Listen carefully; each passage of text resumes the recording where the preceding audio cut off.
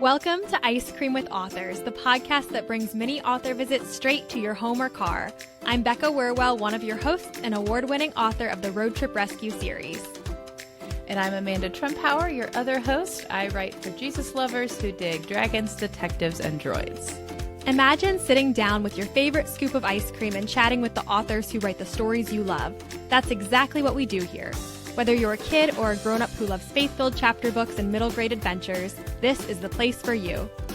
Each episode, we dive into delightful conversations with inspiring Christian writers, discovering new books and sweet stories that nourish the soul. So grab your ice cream, get cozy, and let's share a treat together. Thanks for joining us today on Ice Cream with Authors. Today we get to chat with Carolyn Leiloglou. She is a middle grade fantasy author. Her books deal with a lot of art. They have lots of themes of artwork. So Amanda, my question for you today, do you enjoy any forms of art in addition to writing? I do. I really enjoy too. I love musical theater. I love classic murder mysteries that take place on a single set for the entire play. That's very niche, but I love local theater. I love going to shows. It just makes me smile so much. And then but I don't act. I just like to enjoy that as an audience member, firmly in the chair. Oh, are you sure? Maybe that would be a fun thing to experiment with. No, thank you.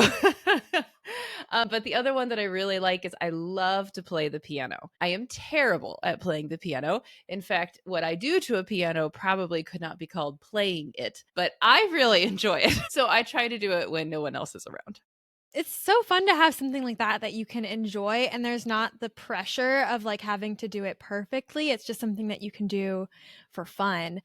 I don't play instruments regularly, but one thing in college I learned how to play guitar. Very, very limited knowledge.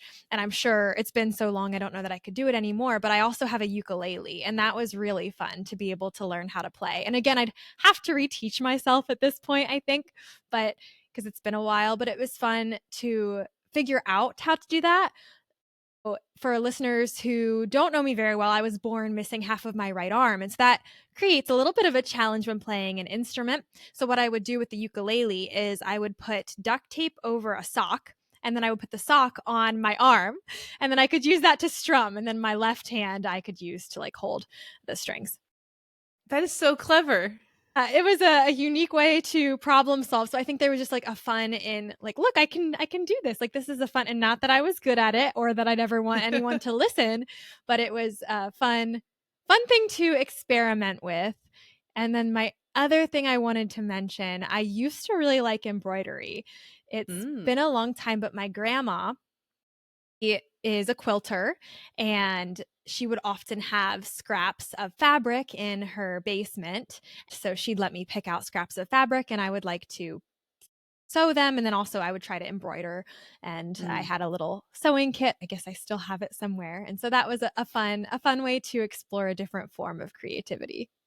I feel like all three of those are very inspirational for anyone listening under the category of just because you're born maybe a little bit differently than a lot of other people doesn't necessarily mean that you can't try to tackle some of these things that people do with two hands. You just have to be creative and do a little bit of problem solving. Yes, yeah, absolutely. And I think this actually goes really well into our interview with Carolyn, because one thing she talks about is that being discouraged and thinking, oh, I can't do this. That just means to try. That just means to keep trying. And so definitely like there were things that might have felt frustrating, like how do I play a guitar or a ukulele with only one hand? But those, instead of viewing them as an obstacle that can't be overcome, to view it as a challenge that actually a really positive thing to try to work on and to try to work at. So yeah, I think that goes really well into our conversation. And with that, let's jump into the interview. Our guest today is Carolyn Leiloglou. She's the author of the award-winning middle grade fantasy series, The Restorationists. She's the granddaughter of art collectors, daughter of an art teacher, and homeschooling mom to 4 wildly creative kids. You can find Carolyn everywhere online as House Full of Bookworms. Carolyn, thank you for joining us today. Thank you so much for having me, Amanda and Becca. We're so excited to get to chat with you. Before we go any further, we want to ask, what is your favorite ice cream flavor? Well, I used to have to go back and forth between, cookies and cream and chocolate chip cookie dough, but now there's Acceptable. a flavor that combines both of those. Bluebell has one that's called Cookie Two Step, and it has both of my favorite flavors combined, and I just have to go with that. That's amazing. Yeah. That's perfect. It reminds me of Turkey Hill's Double Dunker. It's kind of the same idea, but then the ice cream flavor is like mocha. So it kind of combines chocolate and coffee too. That sounds delicious though. Recording this show makes me want to eat ice cream so badly. Now, I thought y'all were inviting me to have ice cream. Is that not the case? Yeah, we should start doing that, Becca. Carolyn, can you tell us about the Restorationists? Yes. So The Restorationist starts with Beneath the Swirling Sky. It's the story of Vincent. He's a 12-year-old kid who has given up on art after a bad experience. But then he learns his family are the last restorationists and have the ability to travel into paintings and the duty to protect them. So when his little sister disappears into Van Gogh's The Starry Night, he and his cousin Georgia are the only ones who can rescue her. So it's got a lot of adventure, it's got faith. You get to experience the paintings from the inside, which is really cool. Just kind of draws you into the art. So art is something clearly that is a big part of these stories. Why was it important to you to include art in these books? Yeah, well, it's interesting. I first got the idea when thinking about my grandparents' house as a child. We would go there and it was kind of like visiting a museum. They had paintings on every wall and like knickknacks from their travels around the world. But upstairs they had a room that just had kind of stacks of paintings they didn't have room for. And I was thinking back on that and thinking, what would a story that started in this room be like? What character would need a kind of story where they encountered this room full of just extra paintings, and what if they could travel into those paintings? So that's where it came from. So I was kind of grew up surrounded by a lot of art. Like I said, my mom was an art teacher. So yeah, just kind of grew up with maybe more art experiences than the average kid, but I'm also not a visual artist myself. There's that what if question that you like so much, Becca, that you talk about with the kids. Yeah, yeah. It's so cool too how it's something that you grew up around Hmm. and you probably never realized at the time as you were visiting their home that this would be a story one day and this would be Yeah. something that would become a whole series. Yeah. That's so true. Yeah, I definitely wasn't thinking that back then. I just liked kind of wandering around their house and their gardens in the back. So, yeah, it those memories. They say you have to write the book only you can write. Mhm. And while I'm not, like I said, I'm not an artist myself, a visual artist. It in some ways is a book that only I could write because I was the child who Mm. had those experiences growing up. Carolyn, do you know anything about interesting or unusual things that may have happened to art? Yeah, so there's some real life art heists that I researched while prepping for this book, and one of them was the Isabella Stewart Gardner Museum was robbed in, I think it was 1990, and it was the largest art heist in history. Like it still has not been topped and it has not been solved. So Wow. one of the paintings actually is in Beneath the Swirling Sky is a painting that was stolen in that heist, because the rules I set for this world for myself is that this takes place in our real world where, all the paintings have to be belonging to museums if they actually belong to museums. All the paintings that the bad guys have to be stolen paintings. And so this one is Storm on the Sea of Galilee by Rembrandt. And it was his only seascape he ever painted. It's Jesus and the disciples on the Sea of Galilee. And Rembrandt actually painted himself into the painting, which is really interesting. But yeah, so that painting very sadly has never been recovered, along with any of the Mm. other paintings stolen in that.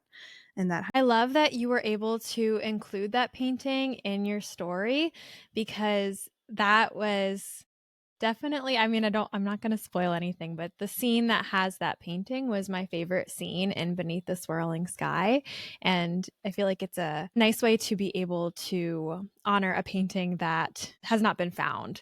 So that's an interesting thing I didn't realize that the painting hasn't been recovered. Mm. Yeah, I'll give you one more quick interesting fact is since I was recently doing copy edits on book 3, one of the stolen paintings in that book was recovered between the writing and the editing. What? So we ended up making a note in the back. It's not as famous as this one, but I'll just, let people know. It's kind of cool. So sometimes paintings are recovered, and that's amazing. Wow. But then That's awesome. most of them are not. So, Wow. yeah. How neat that it was recovered between the Yeah. writing and the editing of the book. Yeah. What a surprise that must have been. It was. Yeah, it was a cool surprise. How did you find out? Were you just doing research and then you're like, "Oh my goodness, they found So it?" my copy editor is like very meticulous, and she finds all my mistakes and lets me know about them, which is good. But then this one, she's like, this has been recovered. And I looked at the dates and I was like, it was not recovered when I was writing this. So I just kept it in and just made a note in the back. Yeah. Yeah. That's so neat. Well, Carolyn, one thing I really love, even though you're not a visual artist, you've included visual art in such a wonderful way in this story. And the writing itself, of course, is an amazing piece of creativity. And so I'm curious, do you have any advice? What is like your number one piece of advice to young creators, whether those are writers or artists, creators of any kind? Yeah. This is something I think about a lot, because one of the reasons I actually wrote this book is because I always wanted to write when I was a kid, started writing a novel in fourth grade, and then I gave up writing in middle school, very similarly to how my main character gives up art. And I feel like I wasted so much time. I literally didn't start writing again until I was an adult. I was afraid that I wouldn't be good enough.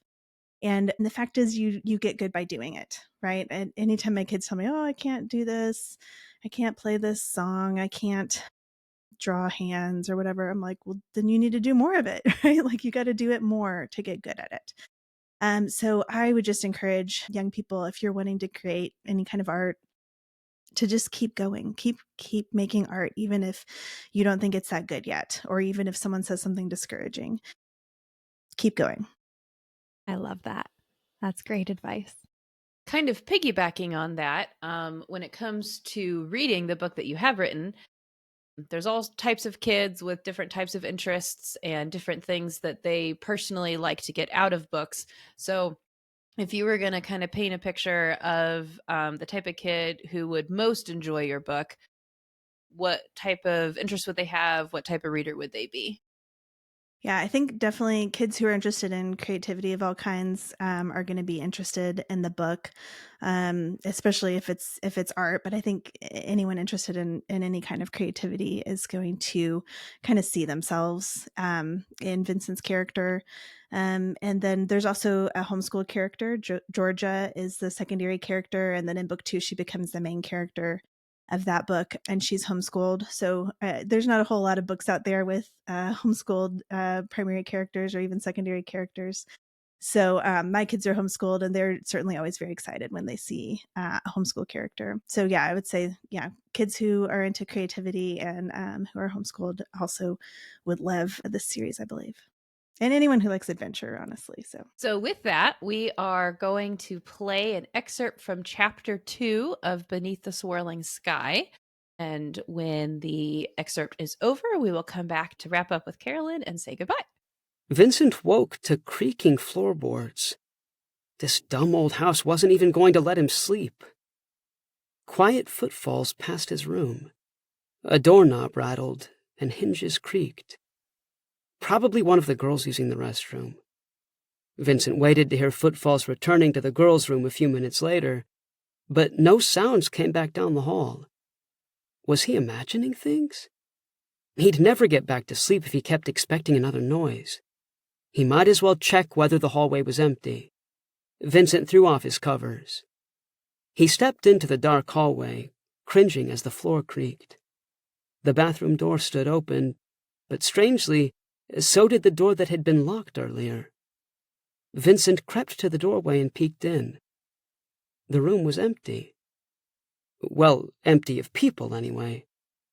Faint moonlight through window blinds illuminated groups of angular objects that were draped in white sheets and covered most of the floor.